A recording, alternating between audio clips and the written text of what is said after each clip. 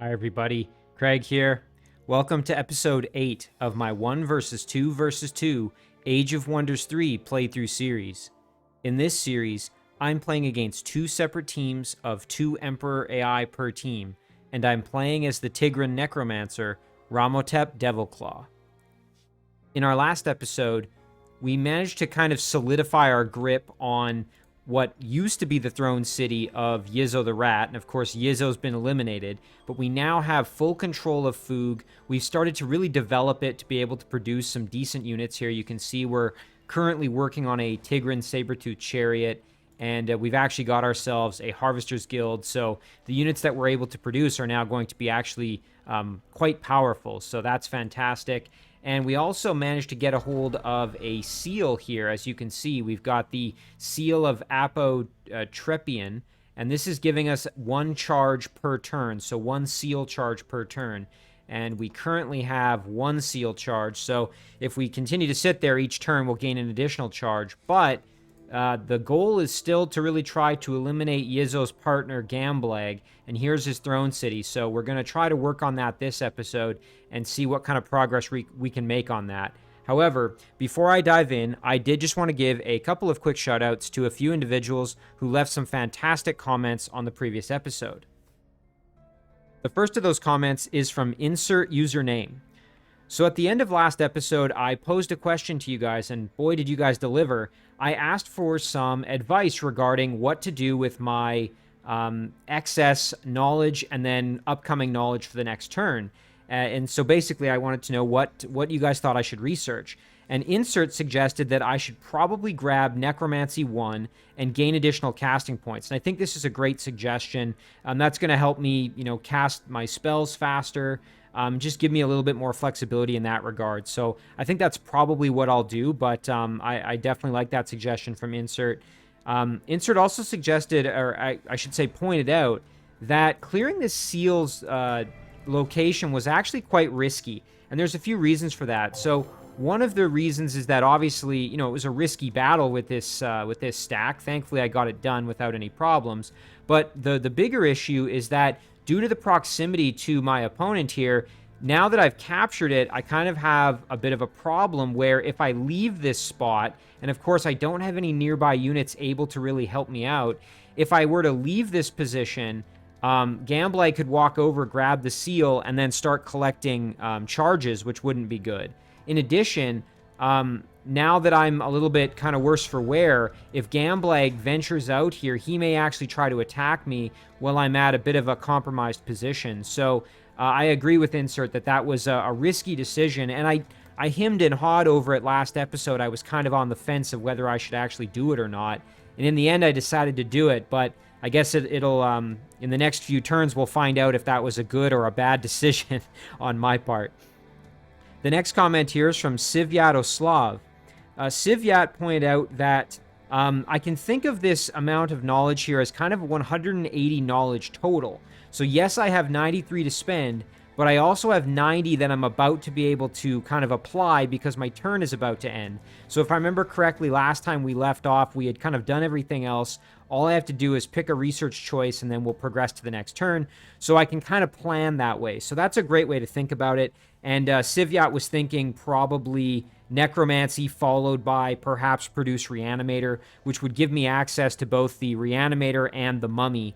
The only caveat with that is that for the Mummy, I'm able to produce that using the Embalmer's Guild, but the Reanimator, I require the first tier Necromancer structure, which I think I only currently have in my Throne City. So just something to remember there. The next comment is from Civ5 Addict. Civ5 Addict also kind of echoed what Sivyat had mentioned about thinking about this as kind of 180 knowledge total, probably spending it on a 60 cost choice and then perhaps a 120. So for example, Necromancy and then Produce Reanimator. And I would have Necromancy this turn, and then as the turn flips over, I would have 93 left over, or excuse me, I would have 33 left from this, and then with the 90, that would finish off Produce Reanimator next turn. The next comment here is from Gladden. Gladden pointed out that something I need to make sure that I do in the upcoming few turns is to remember to convert this inn over to a haunted inn using Corrupt the Source. And so just a reminder, this is the spell that lets me convert a lot of the structures that benefit living units and living leaders that have living cities into things that will benefit me as a necromancer with my undead and ghouled cities. So just a good reminder there. When I do that, I believe the Haunted Inn provides a little bit of economic benefit and also allows me to recruit undead units and, necromancy-related units, which is obviously something I'm definitely interested in doing. The next comment here is from Death. So Death pointed out that I need to make sure I remember to retake the Lost City when I'm able to. So just a reminder for everybody, that's the city of Ursfor here. And you can see, unfortunately, it was captured by a group of roaming units, and so I'm going to have to make sure I take that back to regain the benefit of having that additional city, especially since it's already ghoulified and I'd be able to just take full control of it. Death also pointed out that in terms of research choices, probably getting the casting points and then produce Reanimator or maybe Embrace Darkness would be a good choice, and I agree with that. I think those are good choices. There's also a comment here from Vlo. Vlo pointed out that something that I could consider doing is so choosing Stiffen Limb, and then basically after that choosing Dispel and putting the rest of my knowledge into Dispel and kind of banking it.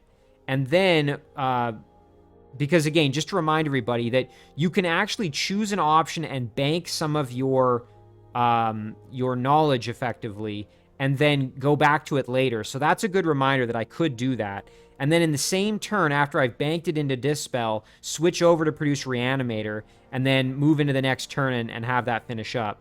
And the reason that Vlo is mentioning Dispel in particular is because Dispel is going to be very useful for me once I have access to Inflict Ghoul Curse. So you can use Dispel as a bit of a means to kind of cheese trying to ghoulify a unit. And the way you can basically do that is by effectively you try to ghoulify the unit with Inflict Ghoul Curse. If the unit becomes immune to Ghoul Curse, you can try a Dispel to remove the immune to Ghoul Curse, and if that's successful, you have another second chance at trying to apply Ghoul Curse. So there's not a guarantee that Dispel is going to work to do that, mind you, but it at least gives you a chance if you're really going after a very powerful unit or something like that.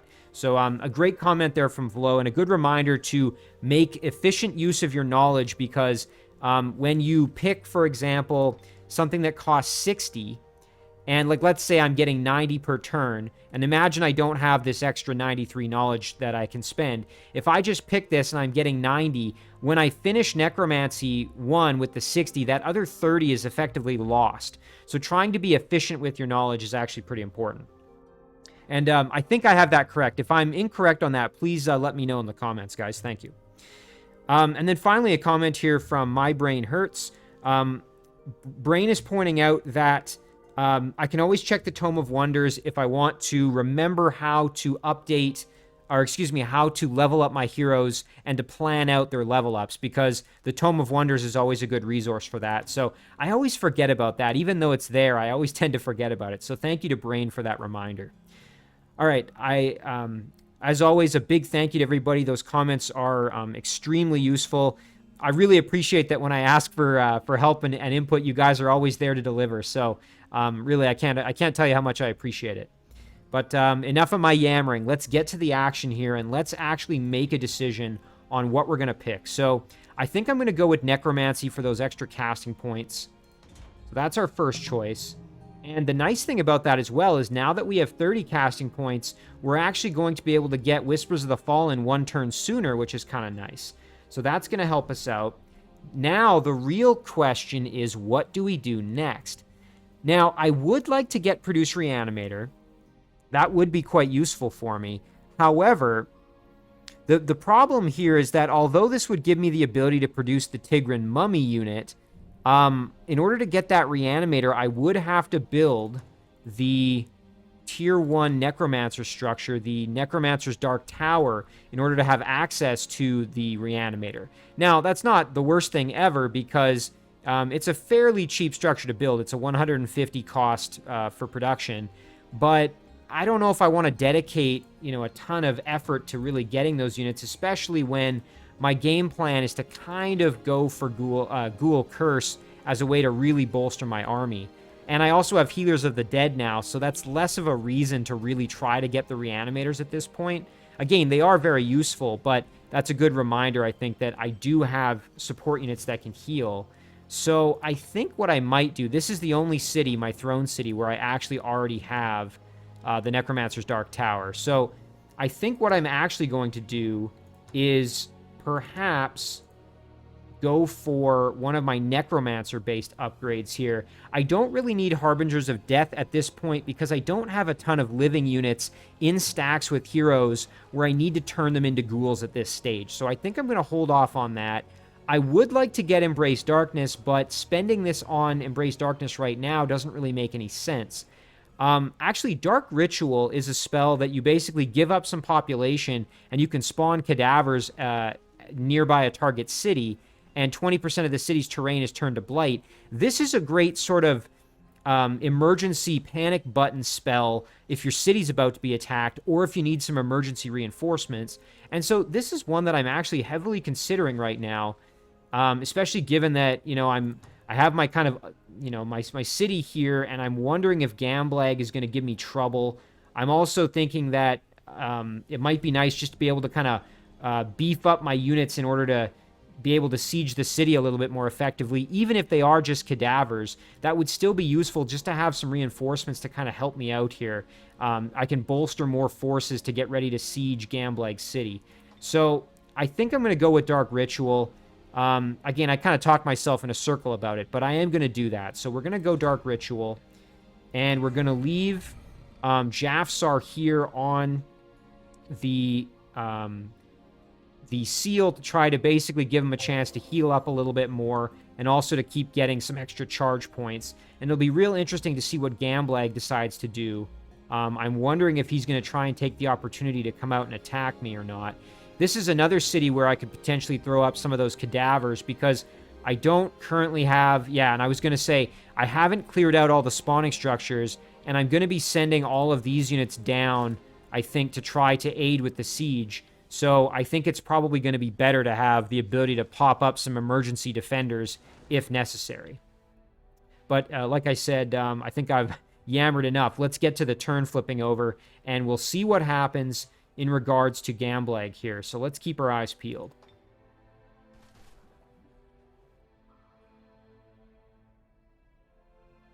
And of course, he may not end up actually doing anything. He might just continue sitting on his throne city. At least that's where I think he is. Oh, and would you look at this? Okay, so here's Gamblag himself, leading a stack with a couple of tier 2s and some cherub units. That's quite interesting. Okay, so we are going to need to... Well, I'm wondering if he's by himself. We can't see what's behind him. I wouldn't be at all surprised if he's got some units back here that are reinforcing him. So, what I'm going to do, we have Whispers of the Fallen ready to go, which I would like to cast. I'm also going to send these units down to try to get closer to his throne city here. So let's start moving our way down as quick as we can.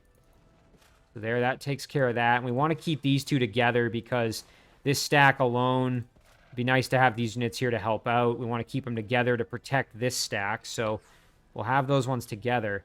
Now, the big question is Gamblag alone? And I'm almost certain the answer is going to be no, because I remember he had at least 2 or 3 stacks guarding his city. So let's just edge... Oh, yeah, and there it is. That's what I was expecting.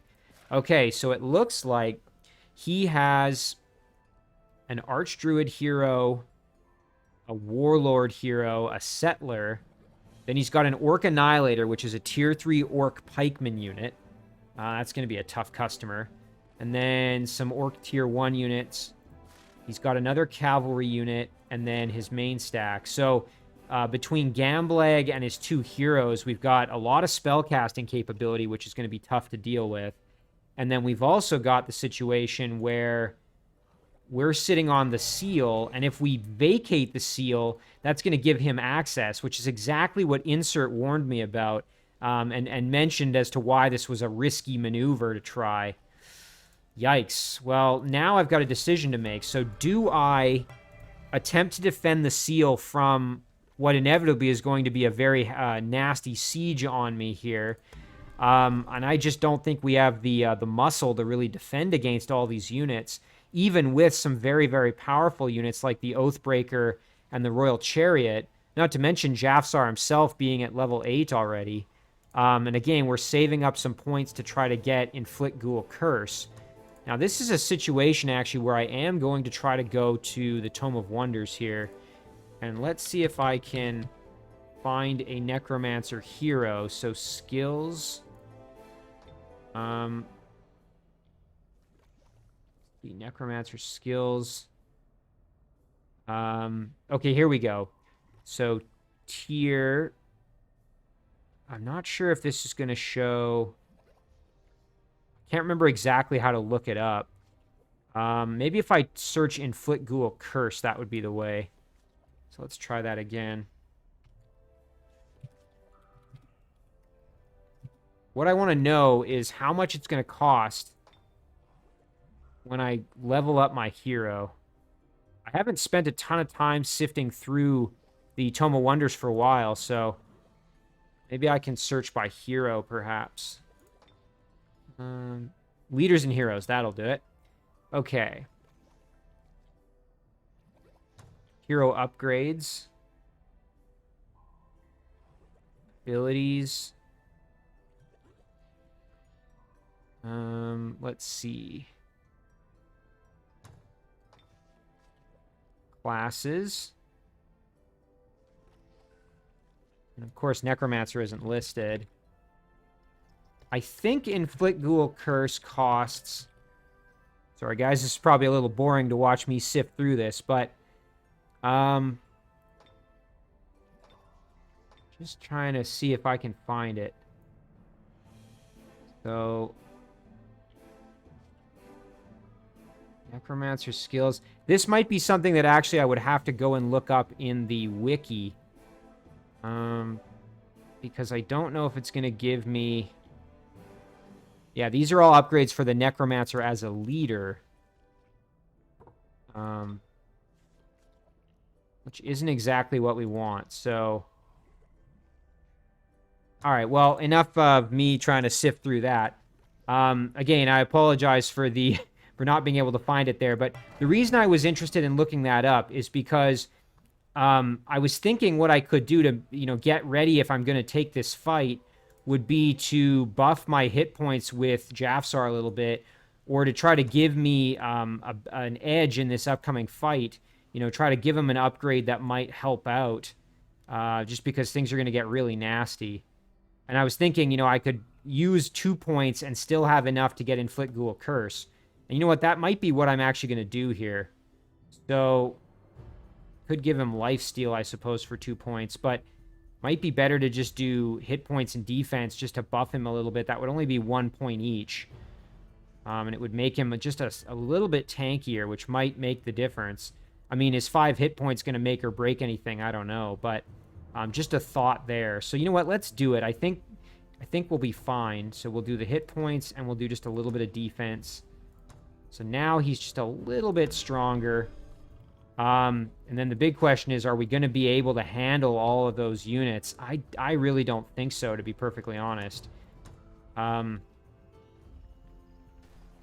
Okay, so what we'll do... We do have a few units here. I was kind of hoping to defend Toongale, but I was going to say I can try and get some extra units down to reinforce. So maybe we send as many as we can afford here down, just to try to get some units to help out. I mean, they're not going to get there in time. That's the only problem. Okay, well, we'll distract ourselves here for a minute and deal with Ramhotep. So we're sending Ramhotep over to this tomb to try to recruit some extra undead units here. So let's do that. And while we're at it, we might as well capture this watchtower for the extra vision. And, okay, and here is those animal units that we were wondering about with our druid. So the question is, are we strong enough to maybe try this battle and see if we can perhaps gain one of these shock serpents as an ally. I don't know. I mean, when you look at what we've got here, it's really all just tier 1 units, and these are 2 very powerful tier 2 units, not to mention here we've got a tier 2 elemental. So, yeah, 2 very strong tier 3 units that have inflict stun, which is quite nasty. And, yeah, that's just, I don't know. I'm not feeling great about trying that battle with my druid the way my current stack is set up. So I think maybe what I'll do with the druid instead is head underground, actually. Much as it pains me. And then, yeah, we'll move out.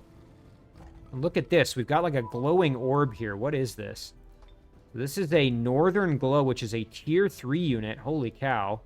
A tier 3 elemental that has total awareness, static shield, blinding aura, inflict shocking. It's an incorporeal unit, meaning it has 60% physical protection. Holy cow, this is quite a tough customer here. Big yikes. Physical protection at 60%, frost and shock immunity. Wow. That's a pretty scary unit. So we'll have to be very careful if we try that battle. All right, let's jump back up to the surface here. Okay, so we have Whispers of the Fallen. This would use up my casting points, but it might... I think it's worth doing just because we're gonna need the extra knowledge income. We'll get that up and running, and then what to cast next. Now the question is, do we want to corrupt the source and get that in going? I mean, that's less of a concern at the moment. I think we might do Dark Ritual just to get ourselves some extra cadavers, honestly. Even if they're, you know, just kind of throwaway units, that would at least give us something to help us out maybe in the upcoming turns here.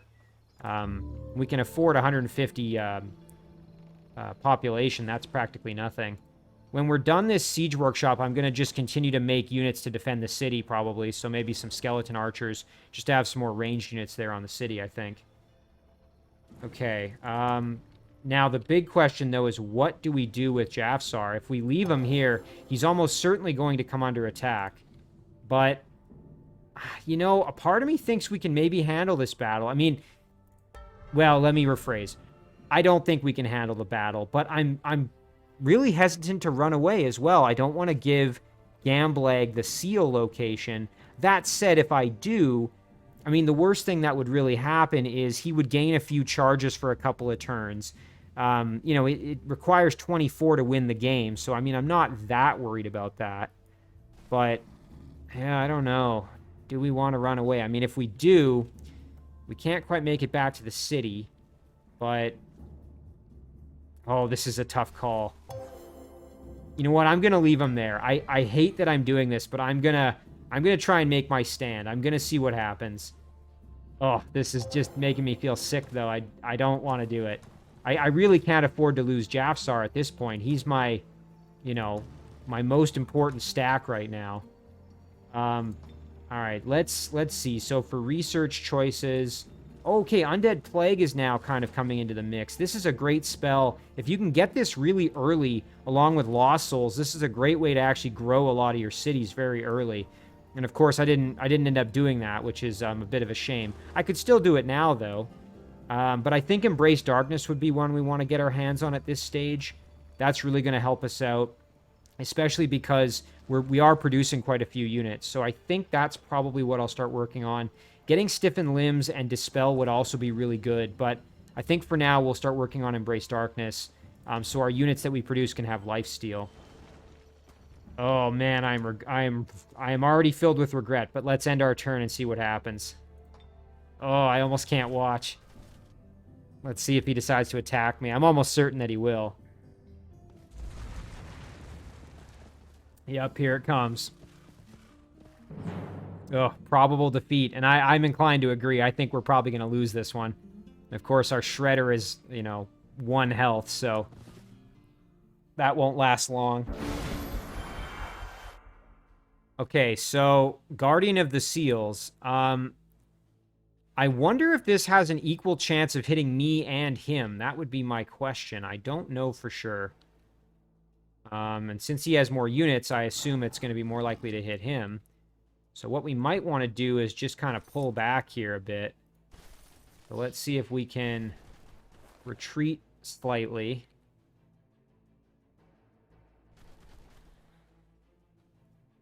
Oh, man, this is going to be a rough battle, though. Okay, but we're going to give it our best shot. And, you know, maybe I'm going to be able to pull something out here. We'll have to see. All right, we're going to buff our Royal Chariot with Lion's Courage. And then I think what we might also consider doing is maybe dropping a heal on the Shredder. I don't know. I mean, I don't want them to just get one-shotted and be kind of out of the battle here. All right, let's... Oh, and you know, I should have moved Jafsar further back because now he's going to probably take some damage. Potentially from some ranged attacks. But you know what? Let's heal the Shredder. And then we'll end our turn there. And let's just see what the next turn brings here. Ooh, Skin of Oil. That's not good. Now we're susceptible to fire damage, I think. The good news is I don't think many of these units are able to do fire damage, which is a good thing. Nice. Okay, and that actually hit... that didn't hit me this time. That hit my opponent. Now, it does say... all intruders, which I think would also technically include me, which is why it's blinking red there. So, and it originates not from my side. Now let's take a look at what this does. Oh, and it dang it, it's -2 defense, -2 resistance, -2 physical melee strength. That's a shame. And that fire weakness. The good thing, though, is that we do have the buff from Lion's Courage, which does kind of give us the +5 strength. So at least on the offensive side, we're still... in pretty good shape. Unfortunately, this Black Knight does have a pole arm, which is going to cause some issues for us. I'm also thinking that the Muse probably... We have the ability to heal as well. We're not going to be able to use Men Magical Being on anything, because none of our units have that capability, unfortunately. Yikes, this Orc Annihilator is nasty. Look at that. Holy cow, that's going to obliterate us there. Let's see, and it's a pikeman, of course, so it's gonna... Yeah, it's got polearm. That's gonna really mess up our chariot. Alright, let's get Jafsar at least kind of into a safer spot here. And then what I'm gonna do with Jafsar is I'm actually gonna use Stiffen Limbs on the Annihilator. Okay, now it's at least a little bit less able to attack us. And so what I'm gonna do is back up my Oathbringer. And the Ghast can retreat back as well. We're going to just kind of move everybody back as much as we can, I think. We out of range? Yes, we are. Okay. Now, the Muse, we're going to retreat as well. The Shredder, we can actually get a heal on, I think. Really try and get the Shredder back in the fight. Again, it's maybe not wise using the heals on my, you know, weaker units, but... I just want them able to actually contribute here. We also have our ability to cast spells with Ramhotep, but of course everything is double the cost. So Enchant Weapon we could do, I suppose, but that's not really going to make that big of a difference for us. All right, we're going to end it there. Oh man, this is scary stuff though. Oh, Savage Rage just got cast. Okay, on that cavalry unit. Oh, excuse me, that was on the Hellhound. Oh, and of course and that was the danger of me grouping up like that. That was, in retrospect, that was really stupid. I just really thought it was going to hit my opponent and not me. Okay, so now we got to deal with this Black Knight. There's no avoiding it at this point. So the Shredder could try for a Hurl Net, perhaps. Let's see what odds of landing that. Oh, only 25%. Not great. All right, well, let's just start doing some hefty damage here and trying our best to do something. Okay, that's not bad. That's actually pretty good as well. What kind of damage can we do with Jafsar here? Ooh, really good, actually. And the only trick is we don't want him in range of anybody else getting attacked. So what we might do is retreat him back like this. Maybe even one more.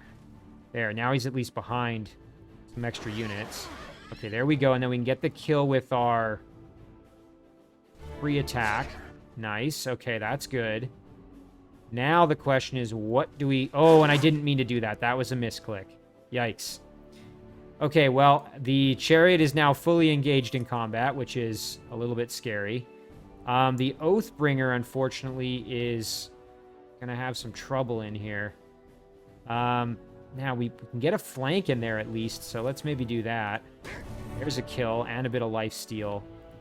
The Ghast, I think we're going to use as a bit of a sacrifice over here. Meanwhile, the Muse... Oh, and I forgot about that Inspire. I should try my best to use that more. Oh, and it can get over to my hero, and I would like to avoid that. So I'm going to put the Muse over here, I think. Let's do a little bit. Oh, this is a rough one.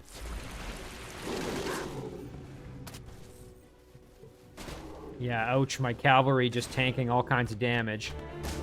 That was such an unfortunate misclick. I really didn't mean to go in there like that. Nice, that Ghast at least holding its own a little bit. Okay, the Royal Chariot is in really rough shape. Thankfully, my Oathbringer, though, is actually doing all right. So, okay, we can kill off the Hellhound for sure here. Then the question is, what else can we kill off? So, okay, yeah, the Hellhound definitely needs to die. Especially because it's got that buff on it. The Chariot's probably going to go down. It would be nice to revive the Ghast, but I just don't know if we're going to be able to do that, really. So maybe what we'll do is...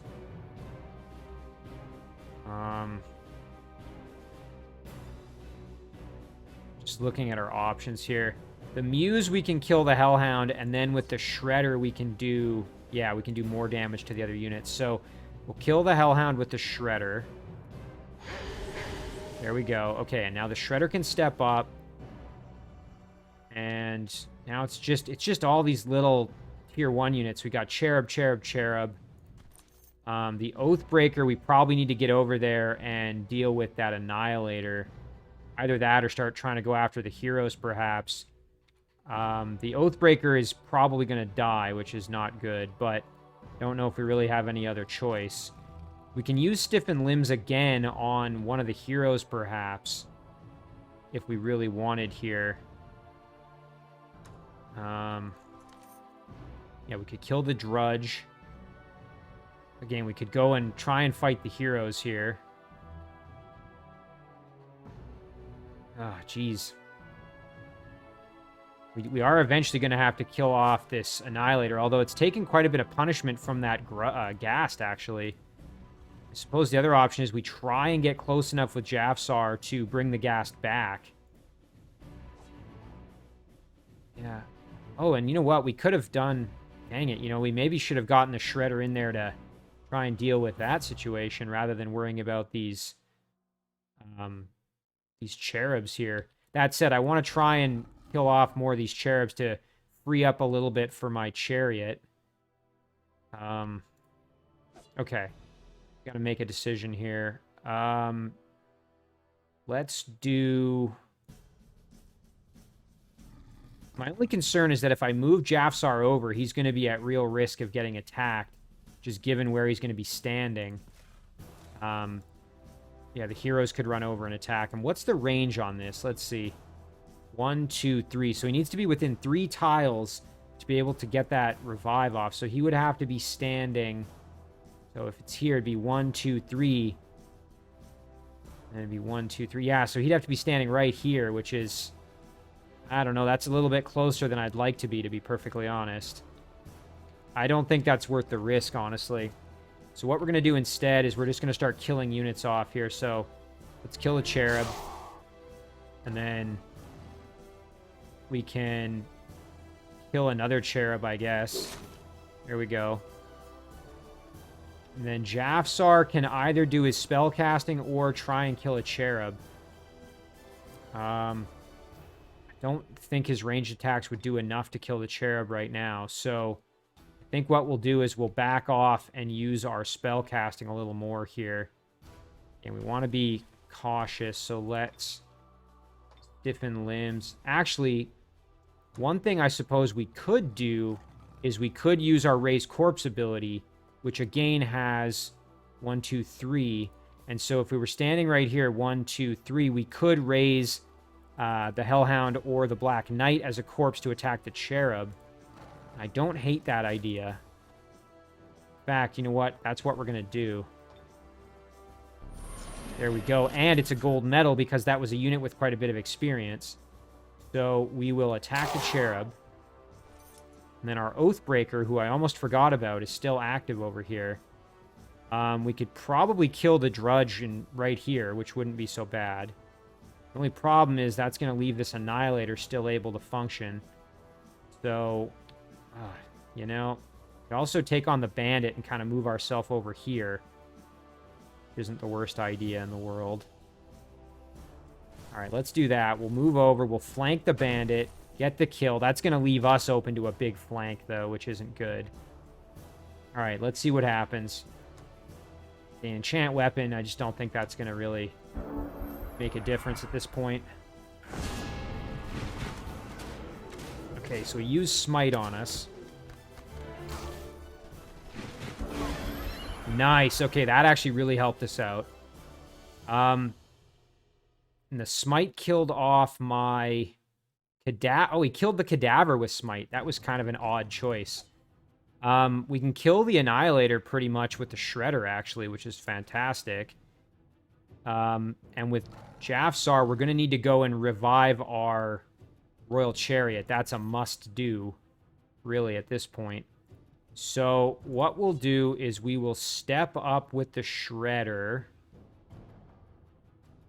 like this. We'll move over to Inspire.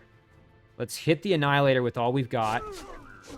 Okay, and we didn't quite get the kill, but we can get the finish with the Muse. I'm going to position the Muse like this just to protect so that we don't get flanked around the backside like that. So now let's kill the Annihilator. Okay, that's good. That's dealt with. So now it's just a matter of getting the Chariot back. So let's step over here. Bring our Chariot back. Oh, that's so good. Okay, and then we can just kill off the Cherub. And now it's basically just the 3 heroes, or I should say the 2 heroes and the leader, Gamblag, and then this Drudge. And we might be able to pull this one out.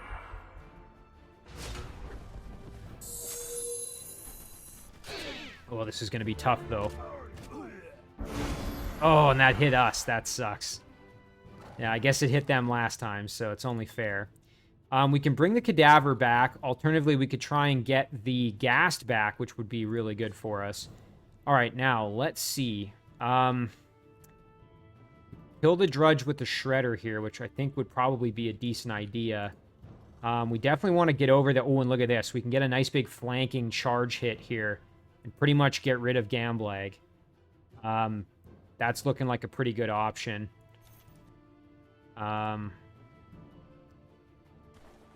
Okay, so if we kill the Drudge, that would free up the Muse. Alternatively, yeah, the Muse is in rough shape right now. So you know what? Let's do that. We'll kill the Drudge. Okay, that's good. Now the Muse is freed up. We can walk over. Oh, and of course the target can't be affected. Dang it. Where's that corpse of the Ghast right there? Okay. Let's charge over and kill Gamblag if we can here. Perfect. Okay, that's huge. And then we can walk over with our Dwarf Oathbreaker and at least tie up the other hero like that. And then with our Muse, fortunately this unit is immune thanks to that Bestow Iron Heart, is immune to spirit damage. And so what we'll do is we will move Jafsar over like this and bring back the Ghast so we at least have an extra unit there. And then, unfortunately, we can't heal using Men Magical Being, but we can move the Muse over to at least try to help out. Let's see what happens next. Oh, this is close. Okay, we took a shot there. Oh, jeez, that hurt. Yikes, that's not fun. All right, we got to try and wrap this battle up here before we take another one of those shots. Okay, so we got to deal with this Battle Master. So one thing we could do, move the ghast around behind to flank. So let's do that. Nice, that was pretty big damage, and we got some lifesteal back. Boy, this unit's tough, though. It has a lot of health. Okay, the Shredder needs to probably get in there. Jafsar needs to get in there. What kind of damage can we do? Pretty good. Enough to probably get the kill there, actually. The Oathbreaker can step over and just start fighting the hero one-on-one, so let's do that. Ooh, okay, we took some damage there, but so did the hero. All right, let's see. Can we walk over? Do we have any other abilities? I don't think so. Yeah, nothing that's going to help us here. Let's step over. Ooh, that's actually a pretty good attack. So we can... If we do this right, we might actually be able to... See. Wait, that's not bad. Just trying to see if there's a way to do this that's going to give us kind of the most success here. Oh, yeah, that's pretty good. And then what does this do? That's not enough. We only get 2 attacks here. All right, here's what we're going to do. We're going to do this, turn around like that. Then we're going to move over with Jafsar and blast with our musket shot. And that's going to then open up the Muse to come in and do some damage as well. So we will musket shot. Okay. And then we can step over with the Muse and get the kill, I think. And that's going to allow us to get over there and charge into this enemy hero for a flank shot. So let's do this. There we go. Okay. And then the Muse can go in behind. Yeah, we can go for this nice flank. Oh, that's gonna be good. I think we're in good shape now. So now we just go like this. There's that flank kill. Oh, that's perfect. And then we should be able to just flank charge in behind the hero here. Not quite the kill.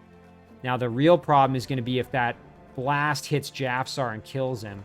Or kills off my Shredder or something. Oh, let's see where it hits. Oh, thank goodness. Okay, that ended the battle before that hit. Oh, that worked out perfectly, actually. Holy cow, look at that. We didn't lose a single unit, and we were able to kill off Gamblag and his entire stack. Wow, did we get lucky there. I mean, I think really luck played a lot of the role in that battle for sure. Boy, that was balanced on a knife's edge there. That could have gone really poorly for me. Again, had I lost this stack, I don't know if I'd have been able to recover. It'd have been really, really tough. Boy, we got a lot of knowledge, a good amount of population. We got some items out of that. And look at this, an orc settler there that ran away from the battle. Oh my goodness. Okay. And importantly, there's that level up. So again, I was trying to look to see how much Ghoul Curse cost, and it costs 7. And of course, I remember now that what I saved my points for was Shadow Step. So that I can get Ghoul Curse and Shadow Step in one go. And of course, that costs 11, and I only have 10. But you know what? That's fine. I'm glad that I did the extra hit points in the defense, because that battle, it was nice to have a little bit more protection for the hero. Okay, inflict Ghoul Curse. And yeah, I apologize for my fumbling through that Tome of Wonders. I'm sure it's in there. I just couldn't find it. Okay. Sometimes, you know, in the pressure being on stage, it's a little hard to find exactly what you're looking for like that. All right, let's grab Ghoul Curse. And so now we have the ability to really gain additional units. And we actually have the chance here. We can try and Ghoul Curse the Settler now that we have that as well. All right, and we have some items here that we can distribute. So let's take a look at our other heroes and see what they have for ranged options. So Leandra already has a bow, black wand, and a rifle. Ramhotep, all he has is the party kit in addition to the black wand. So we're going to send the bow probably to him. To Ramhotep. And we'll send the crossbow, I think, to Leandra. Yeah, there we go. So his heroes, I guess, didn't really have any other items, which is unfortunate, but that's all right. So now what we'll do is we will try to obtain this Orc Settler here. So let's do it, and we're going to try for that Ghoul Curse. And actually, this is going to present a chance for me to drop some heals on my units as well. So with the... Oh boy, that Settler is in really, really bad shape. So we're going to try and heal the... Or excuse me, the Shredder, I should say, not the Settler. We're going to heal the Shredder. And we're also going to drop a heal, I think, on the Royal Chariot here. I noticed the Oathbreaker got a ton of health back. I'm not sure if that's... Not sure why that was. I guess maybe it was from in combat there doing the... with lifesteal, maybe. I'm not really sure. I was looking to see maybe if it had like Victory Rush or something like that, but doesn't look like it.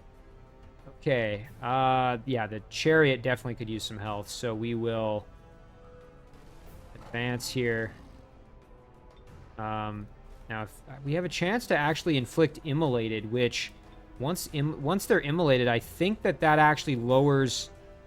yeah, it lowers morale and resistance, and that lowered resistance would give me a better chance of getting the Ghoul Curse off. So I will actually do this. Okay. Oh, no Immolate. That's too bad. And then, do we have Despair? Okay, we don't have Inflict Despair with Jafsar, so that's not going to help us. But that's all right. One thing I suppose we could do is move our Shredder up and try and throw a net on it if it tries to run away. But it's not going to. It's just going to sit there and let me do my thing. Let's see. Is there anything else we can do? A little bit more experience farming, I guess. There we go. The Ghast can devour a corpse, but there are no corpses in the area, so that's not going to be of use. All right, well, let's see. We've got a 70% chance to inflict Ghoul Curse, so let's give it a shot here. Resisted, it looks like. Again, worth a try. So that's where if we had Dispel, I could have just done a single attack and then basically tried to Dispel if it failed and then follow up again. Assuming I didn't kill the unit with my one attack, of course. All right, well, now I think we're going to just press pretty aggressively in towards the Throne City here, and let's see what he has defending it at this point, because if we can capture the Throne City, then it's basically over for Gamblag. So, let's see. Okay, so he's got one stack defending, but there might be something hiding in the shadows that I can't quite see. So let's advance a little closer. Ooh, still can't quite see. There's probably something hiding back here, or at least there might be. Otherwise, he's just got 4 evangelists guarding the city. So this might be actually a situation where I want to actually move in and attack while I can. Even if it's going to mean I'm not getting some seal points, because getting him out of the game is actually way more important. So let's see if we can do that. We're going to advance over here. And then we can move over like this. Oh, wow, and there's nothing else guarding the city. Okay, so, yeah, we can siege here.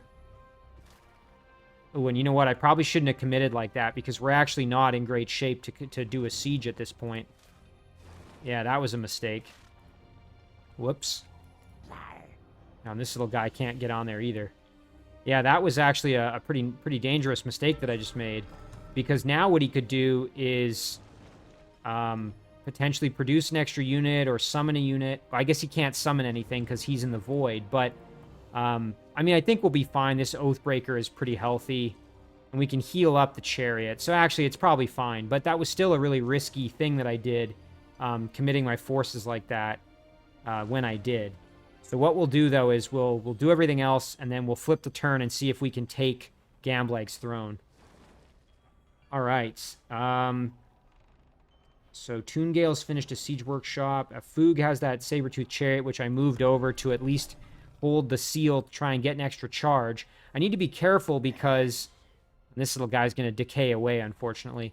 But this seal is going to generate some elemental units to try to take it back, and they'll kill off my saber-tooth chariot if it's just by itself. But at least I'll get the extra seal charge. Now here it'd be great to continue producing some extra units, so maybe we do Shredder and then maybe a Sun Guard. Yeah, let's do a Shredder. Okay, what else can we move?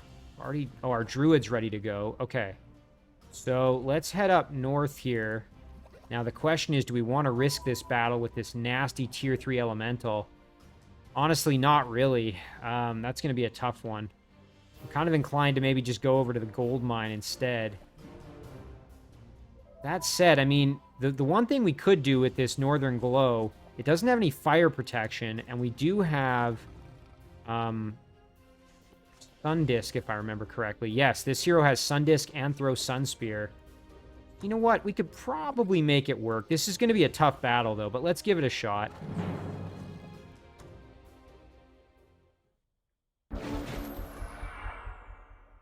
This might bite me in the butt, but we're going to try it anyway.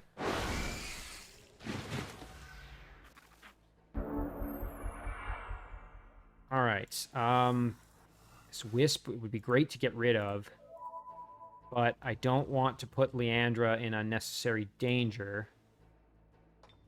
So, don't want to be in range of this Northern Glow, because it can really do some nasty damage. But if I can get over just a little bit to be able to hit the Wisp with my longbow, that would be really good.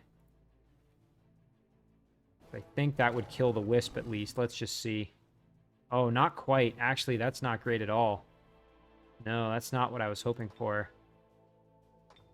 Yeah, that's not going to help either. Shoot. And this plain-touched goblin explodes when it dies, I remember, so we have to watch out for that effect as well. What other options do we have here? Nothing else for abilities there. We could use... Oh, and of course it costs us double because of that effect, so we can't use our root spears. So this dampening field's not going to help us.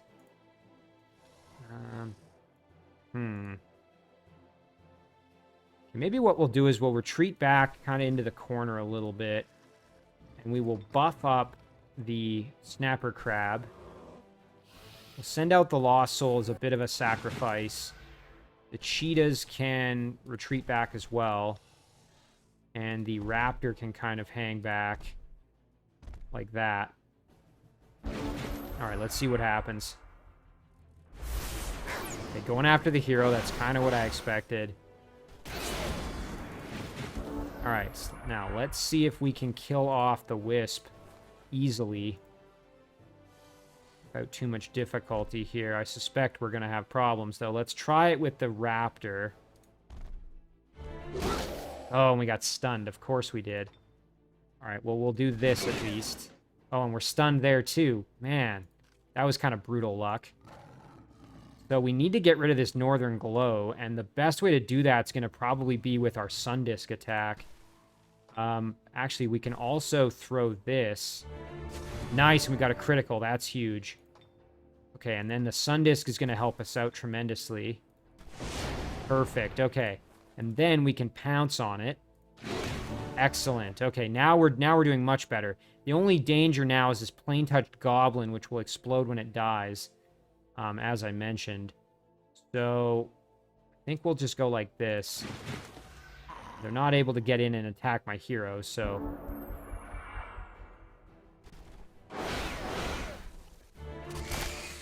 Yeah, as I said, this is going to be nasty when when it dies. So we're going to run the Lost Soul out of there now that it's come back from its undying. Tigran Cheetah here. We're going to sprint in behind. Do some big damage and get some lifesteal as well. Which is helpful. The Plane-Touched Goblin. I think the Snapper Crab will survive. What kind of damage does it do? 13 physical and 7 shock. Actually, that's pretty bad. Maybe we just retreat back, take the attack of opportunity, and get the kill with our hero. It's probably actually the wiser move. Yeah, ooh, that almost killed us, but now we should be able to get the kill here. And let's see, does this only go a single? Yeah, adjacent, so we should be fine. So now we can just do this. Perfect, nobody got hurt. And then step over and get a nice flanking shot. A little bit of lifesteal. All right. Perfect, and it died of bleeding. Okay. So that actually went really well. We did take some damage, but that actually went very, very well for us.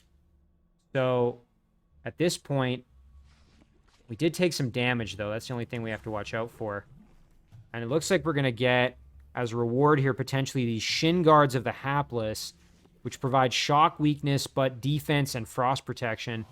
I don't like that shock weakness, so I think I'm just going to sell them. We are running kind of low on gold, so I'm going to sell that for gold there. And then we want to clear out this gold mine, but we might want to wait until we've got a little bit more of our health back, perhaps. So maybe we'll wait.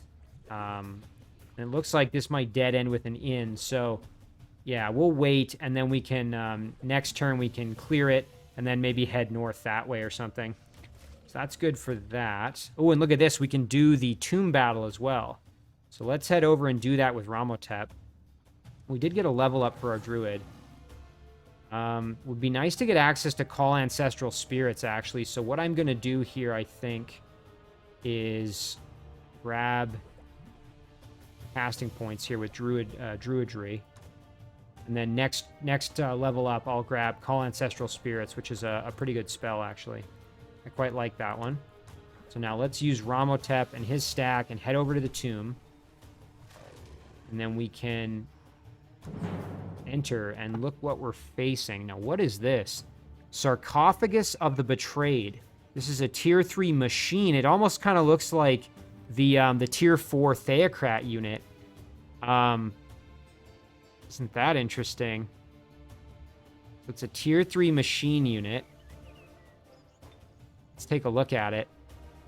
Oh, and isn't this interesting? It has greater reanimate undead. So this thing can... Wow, this thing can bring back... Or if I had it on my side, I could use it to farm undead units the way I use my Necromancers to do that. Wow, that's incredible. It has Cause Fear, Weakening Breath, it's Reinforced, Total Awareness. It's a machine, and it's also undead. So I imagine that must mean that I could use Heal Undead to actually maintain it, which is huge. This thing is incredible. Oh my goodness. The only thing is it doesn't really have any kind of attack beyond Weakening Breath, which does have a cooldown. Floating. Wow. And I wonder if when this thing dies, it leaves like a corpse that I can use my Greater Reanimate Undead to try to get control of. That's the question. So I'd really like to get this thing if I could.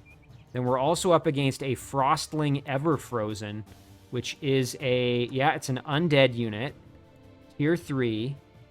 And it has Explosive Ice Death, which means that it won't leave behind a corpse that I'm going to be able to revive, which is unfortunate. It's Tireless Martial Arts infantry unit, so decent tier 3 infantry, but I won't be able to get control of it with my standard practice of getting undead units because it will explode when it dies. And then just a few skeletons. All right, well, let's do this. I'm really hoping I can get this Sarcophagus. Again, I'm not entirely sure if it's going to leave a revivable corpse, but I think it will because it's an undead unit. So what I need to do is make sure that I kill off the Sarcophagus before I've killed everything else off, really, is the big thing. So let's kind of go like this, perhaps. Get my units up front, and then we'll see if they bite and try to attack us. Nice, okay. So the sarcophagus is right in the middle, and that's what we're going to focus our attack on. That's really the biggest priority for me. Oh, nice, and it does have a little bit of fire weakness, which we're going to be able to exploit. All right, let's use our Mystic to blast it for a bit. Nice. Big damage there. And then we can attack as well for some damage over here. Nice. Okay, that's down. So now we're going to be able to bring it back. We just have to be careful. We don't want it to get killed once we bring it back. Let's flank this Ever-Frozen. And then, ooh, big damage there. Yeah, that's huge. Now, I don't think I'm going to bring the Sarcophagus back just yet. And this shouldn't affect it, the Chant of Unlife, because it's already an undead unit. Yeah, the corpses of undead, machine, and elemental and incorporeal units cannot be affected, so I don't have to worry about that. Nothing else is going to devour its corpse or anything like that. The only danger would be if a skeleton walked over and was standing there, it might not let me do it, so maybe I should bring it back. Because I'm thinking if one of the skeletons stands right there and I kill it, I'm going to have the problem of I don't know if it'll let me pick which corpse I'm bringing back. That's kind of an unfortunate development now that I think about it. That complicates my plan a little bit. Alright, well, let's see. I can bring it back. The only problem is these skeletons might just kill it off, which would be not good. I don't know if I want to risk that.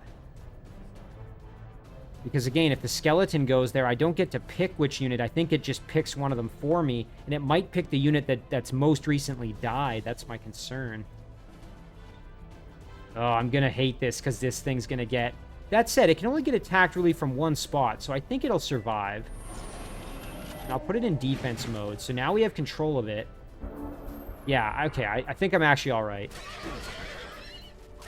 Okay, yeah, we're fine. Oh, yeah, and it can tank that damage. Okay, I was worrying about nothing. I got a little panicked there. All right, let's see if I can kill off the Ever-Frozen here. Okay, that's fine. And then we've got our Ghoul Nightmare, which I am going to bring back using my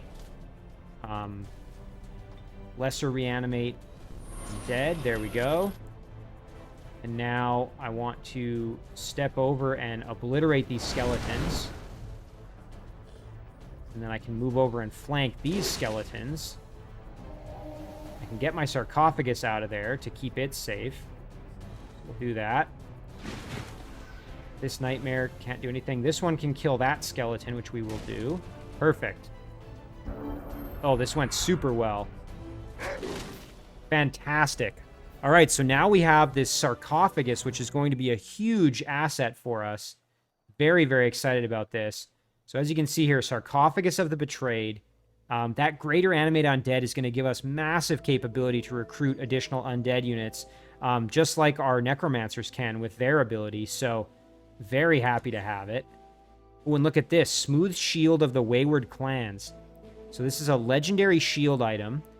Let's see, it gives us the shield bonus of +2 defense against non-flanking attacks, and then a +2 defense just overall.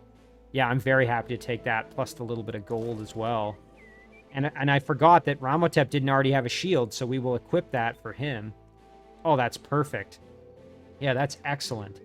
Very, very happy about that development. So, then the question is, what do we do with Ramhotep? I don't want to leave this Sarcophagus by itself, so I think what I'll probably do is move my units down like this.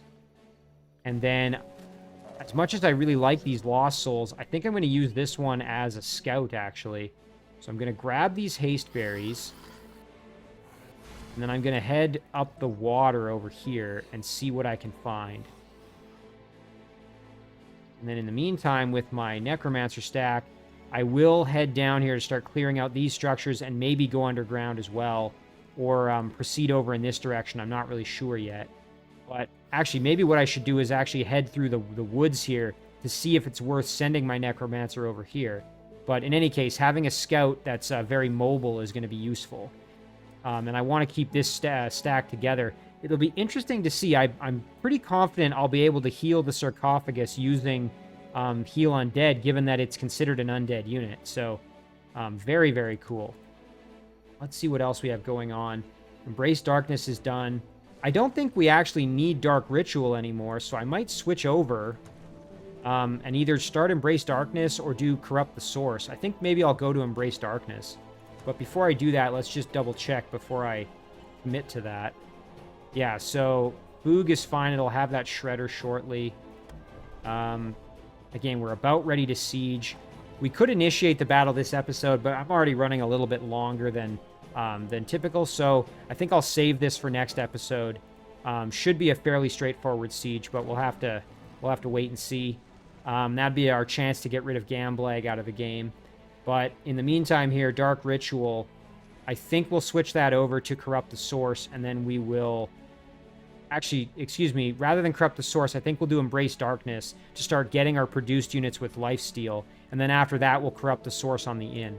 So, all in all, I'm very happy with how this turned out, but boy, that was, I think, a lot of luck played into this battle, and I don't think I necessarily made the best tactical decisions during it. I think I just got kind of lucky, but overall, I mean, hey, I'll take it. You know, there's an element of better lucky than good that comes into play sometimes, and I'm gonna take it.